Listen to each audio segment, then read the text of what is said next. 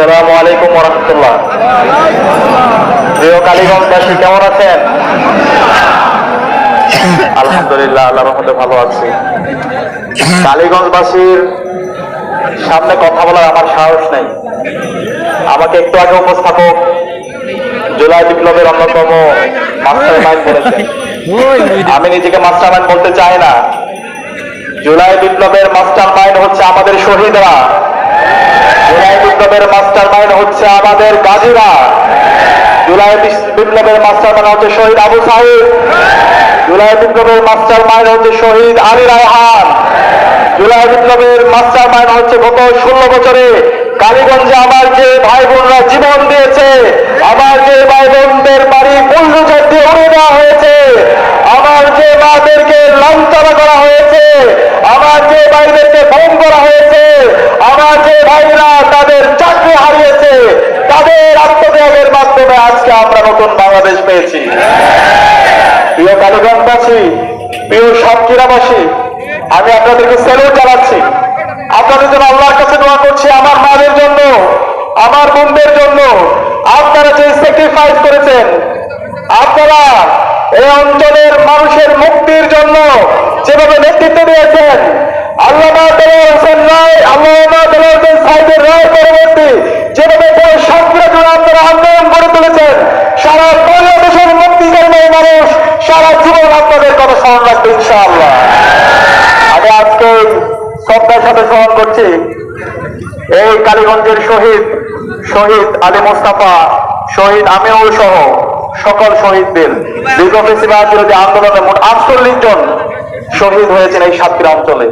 সাতক্ষীরার প্রতি ইঞ্চি মাটিতে শহীদদের রক্ত লেগে আছে।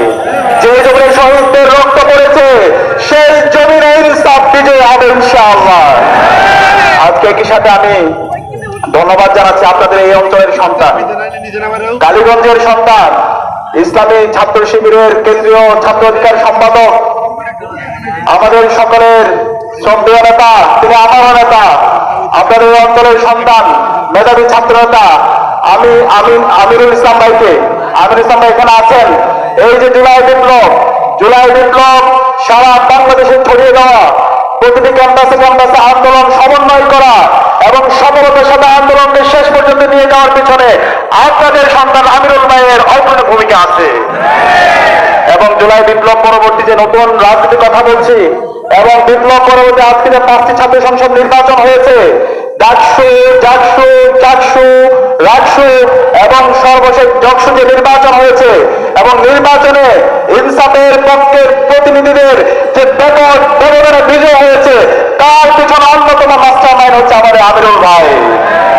আপনাদের এই সন্তান, সাতক্ষীরার এই সন্তান, কালীগঞ্জের সন্তান, আমরা কি সবাই একসাথে আলহামদুলিল্লাহ বলবো না? আলহামদুলিল্লাহ। এই সাতক্ষীরার সন্তানরা আজকে সারা বাংলাদেশ ব্যাপী নেতৃত্ব দিচ্ছে।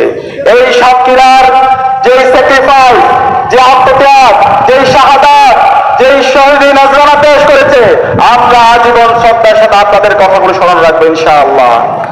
সংগ্রামী উপস্থিতি, সংগ্রামী কালীগঞ্জবাসী, বাংলাদেশের 55 বছরে আমরা অসংখ্য নেতা বানিয়েছি, অসংখ্য এমপি বানিয়েছি, মন্ত্রী বানিয়েছি, প্রধানমন্ত্রী বানিয়েছি, রাষ্ট্রনায়ক বানিয়েছি, কিন্তু এই অঞ্চলের মাটি ও মানুষের ভাগ্যের কোনো পরিবর্তন হয় নাই। তারা সবসময় আমাদেরকে প্রতারিত করেছে, আমাদেরকে মিথ্যা প্রতিশ্রুতি দিয়েছে, নির্বাচিত হওয়ার পরে তারা আমাদেরকে ভুলে গেছে, আমাদের উপর জুলুম করেছে। সুতরাং আপনাকে আর প্রতারিত হতে চান? আপনাকে আবার জুলুমের শিকার হতে চান? আপনারা কি সেই ভুয়া কার্ডে বিশ্বাস করতে চান? আমরা সেগুলো বিশ্বাস করতে চাই না, বরং আমরা তাদেরকে বিশ্বাস করতে চাই যারা গত 16 বছরে সবসময় জনতার কাতারে ছিল, জুলাই বিপ্লব পরবর্তী যারা শহীদ পরিবারের কাছে গিয়েছে, যারা আহতদের চিকিৎসার ব্যবস্থা করেছে, যারা জুলাই বিপ্লব পরবর্তী শহীদদের আকাঙ্ক্ষাকে ধারণ করেছে, তাদেরকে আমরা বিশ্বাস করব।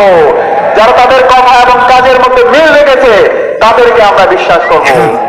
আমরা দেখতে পাই আমাদের নেতা, মানবিক নেতা, আগামীর বাংলাদেশের প্রধানমন্ত্রী ডাক্তার শফিকুর রহমান সবসময় জনতার কাতারে ছিল।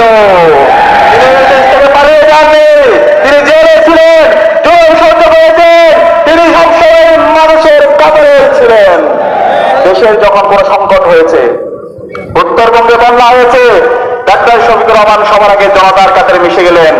সিলেটে মামলা হলো, ডাক্তার শফিকুর রহমান সবার আগে সিলেটের জনতার সাথে মিশে গেলেন। চট্টগ্রাম থেকে শুরু করে বাংলাদেশের যে কোনো প্রান্তে যে কোনো সম্পদে ডাক্তার শফিকুর রহমান এবং ডাক্তার শফিকুর রহমানের নেতৃত্বে বাংলাদেশ জামাত ইসলামের যারা নেতৃবৃন্দ ছিল, আমাদের মুহাদ্দিস রবিউল বাশার ভাইরা সবসময় জনতার কাছে ছিলেন। তিনি কি আপনাদেরকে ছেড়ে গেছেন? যান নাই। সুতরাং আমরা আগামী 12 ফেব্রুয়ারি ডাক্তার শফিকুর রহমানের নেতৃত্বে যে জোট হয়েছে, ঐক্যবদ্ধ বাংলাদেশ 11 জনের জোট, 11 জনের জোটের যারা প্রার্থীরা আছে, এই সাতক্ষীরার 4 আসনে যারা প্রার্থীরা আছে, আমরা কি তাদেরকে বেপরোয়া বিজয় করতে পারবো? ইনশাআল্লাহ, ইনশাআল্লাহ আমাদেরকে বিজয় করতেই হবে ইনশাআল্লাহ। ইতিমধ্যে বাংলাদেশের তরুণরা সিদ্ধান্ত নিয়েছে, ডাকসু দিয়ে আমাদের বিজয় শুরু হয়েছে, সর্বশেষ জকসুতে গিয়ে সাময়িকভাবে শেষ হয়েছে। আর একটা নির্বাচন হওয়ার কথা ছিল চকসুতে, কিন্তু তারা খেলার বয়ে খেলে না, সেই কথাটা বলে না। আমরা বলতে চাই, এই নতুন বাংলাদেশের তারুণ্যকে ধারণ করতে